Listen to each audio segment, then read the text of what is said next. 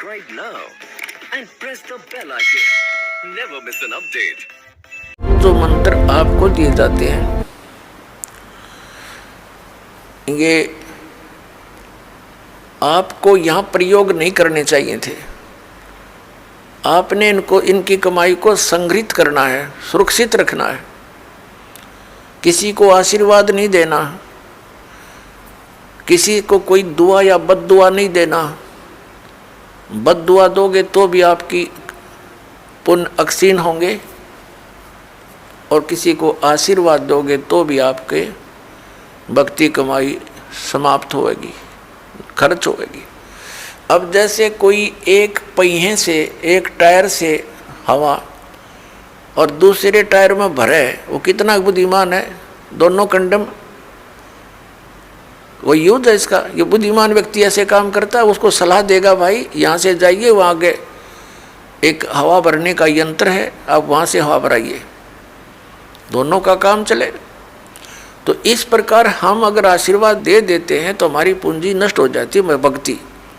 अब ना उसको लाभ, उसको थोड़ा सा लाभ उसको होगा और आप यहीं रह गए, दोनों चौड़ चपट, क्या फायदा। तो इस प्रकार हमने अपने बच्चों को, भाई बहन, माता पिता, सबको, संबंधित जितने मित्र हैं या वैसे भी कोई, एक सद्भावना पूर्वक सबसे प्रार्थना करनी चाहिए कि आप भी दीक्षा लो और अपनी हवा आप भरो। जैसे एक पंप दे दिया जाता है साइकिल में हवा भरने का, तो सब ले लो पंप और अपनी भरो हवा, जब जरूरत पड़े फुल करो और चलो गाड़ी पर, सवारी पर। तो कहने का भाव ये है कि इसी प्रकार ये गुरुदेव जी से दीक्षा लेकर के आप स्वयं अपनी भक्ति मंत्र के जाप साधना के द्वारा अपने टायर में हवा स्वयं भरो और फिर चलो।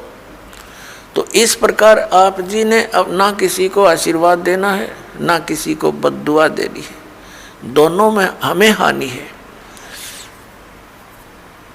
पहले क्या था, इस काल का जाल है। आप देखते हो बुजुर्ग बड़े छोटों को आशीर्वाद देते हैं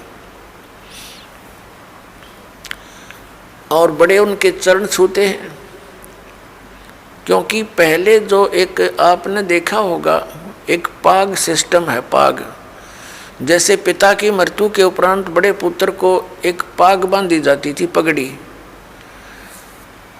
और फिर वो पिता वाले कर्म वो करता था। आप पिछला इतिहास देखिएगा तो उसमें क्या होता है कि वो आशीर्वाद देने वाला अपनी पूंजी नष्ट करता है और उनको आशीर्वाद देता है। जैसे आपने देखा होगा एक पुत्र वधू अपनी सास के पैर दबाती है या किसी और बड़ी बूढ़ी के उसके पास बैठी है उसके पैर छूती है, वो उसको दुआ देती है, पुत्रवती हो, तेरे बेटे हो, पुतों फड़िए, दूध दो, नहाइए, इस तरह के देते हैं। तो वो बुढ़िया के पास दो चवन्नी थी, हुआ तो पुत्र वधू को दे दी, आप खाली होगी, आगे चारदर है ही नहीं। तो इस प्रकार हमने अपनी इस भक्ति को बर्बाद नहीं करना है, ना किसी पुत्र वधू को आशीर्वाद देना है। पुत्र वधू को भी परमात्मा से जोड़ दे, बेटी अपनी कमाई कर और तेरा भी कल्याण, हमारा भी कल्याण होगा। अपने आत्माओं, परमात्मा कहते हैं मेर तेर की जेवड़ी युबड़ बंदा संसार, एक कबीरा ना बंदा जो है नाम आधार। जिसने नाम प्राप्त हो गया, परमात्मा को आधार मानकर चल रहा है, वो इस संसार की मेर तेर की जेवड़ी में बंधा नहीं गा। अब हमने देखी है बुढ़िया किस प्रकार आशीर्वाद देती है। जब पुत्र वधू का उसकी अच्छा मेल सा है तो आशीर्वाद दे रही है, तेरे भाई जियो, तेरे भतीजे जियो, और तू बूढ़ सुहागन हो। बूढ़ सुहागन माने मरा इतना तेरा पति नहीं मरा, वृद्धावस्था तक सुहागन बनी रहे। और अगले दिन उसकी होगी अनपन, बुढ़िया दे रही से गाल उसने, तेरे भाई मरियो, तेरे भतीजे मरियो, तो रांड होइयो। बताओ, वो दूना टोटा कर लिया उसने। पहले तो आशीर्वाद दे के खोई, फिर उसने बद्दुआ देगा भक्ति खोई। तो ये कोई बात हुई?